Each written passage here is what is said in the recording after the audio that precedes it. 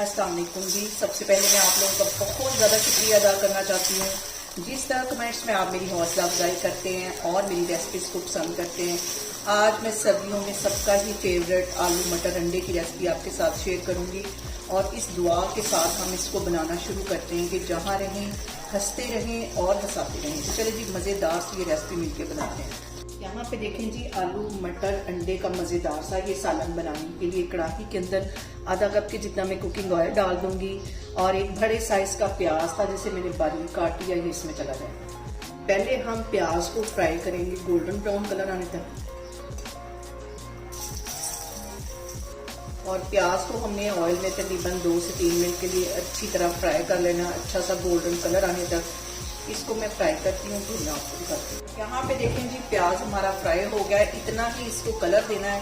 इसको मैं एक प्लेट में निकाल लेती हूँ, फिर मैं आपको आगे दिखाती हूँ इसको निकाल के। यहाँ पे मैंने ले लिया एक ग्राइंडर का जग और इसके अंदर 1 टेबल स्पून के करीब मैं डाल दूंगी दही का। साथ इसके लिए जो मैंने प्याज फ्राई किया था ये इसमें डला है और यहाँ पे एक मैंने टमाटर ले लिया, इसके जो छिलके थे मैंने रिमूव कर लिए, ये भी इसके अंदर चली जाएंगे। इसके मैं डाल दूंगी 1 टेबल स्पून के करीब लहसुन और अदरक कुटा हुआ। इन सारी चीजों को मैं पीस के लेके आती हूँ, फिर मैं आपको दिखाऊंगी। और यहाँ पे देखें जी उसी ऑयल के अंदर 2 सब्ज इलायचियाँ और 1 दालचीनी का टुकड़ा ये इसमें डाल दूंगी और 1 से 1.5 मिनट के लिए इसको अच्छी तरह हम कर लेंगे ऑयल में फ्राई। यहाँ पे जो सारी चीजें मैं ग्राइंड करके लेके आई थी ये इसके अंदर चली जाएंगी। यहाँ पे देखें जी ये सारी चीजें डालने के बाद इसके अंदर मैं कुछ मसाले ऐड कर दूंगी। 1 टीस्पून भर के इसमें नमक का चला जाएगा, 1 टीस्पून और इसके साथ ही 1 टीस्पून इसमें पिसी हुई रेड मिर्च चली जाएगी, आधा टीस्पून के करीब ये कश्मीरी रेड मिर्च चली जाएगी और साथ इसके मैं डाल दूंगी 1/4 टीस्पून हल्दी का। ये सारे मसाले डालने के बाद इसको इस तरह मिक्स कर लेना है और ऑयल आने तक अच्छी तरह हम इसको पहले पकाएंगे। यहाँ पे मैं इसमें डाल दूंगी 1 टीस्पून गरम मसाला और 1 ही टीस्पून पिसी हुई काली मिर्च।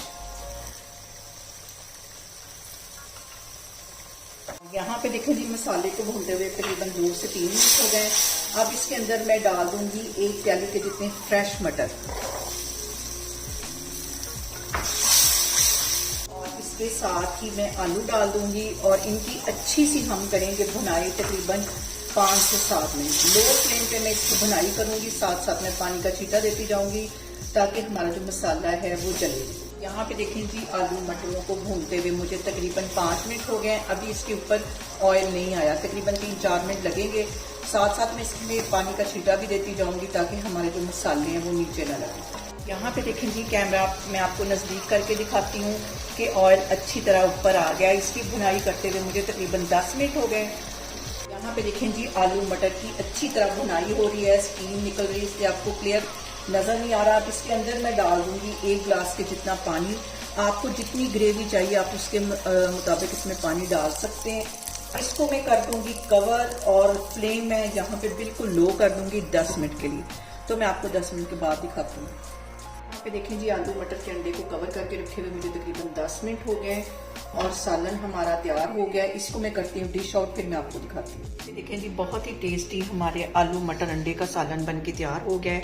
इसे मेरे तरीके से बनाएं और मुझे कमेंट्स में बताएं आपको मेरी वीडियोस मेरी रेसिपीज़ कैसी लगती हैं और मेरी वीडियोस को ज़्यादा से ज़्यादा शेयर करें और मुझे सब्सक्राइब करें और अपना बहुत सारा ख्याल रखें। इंशाल्लाह ताला मैं एक और वीडियो में आपके सामने आऊँगी।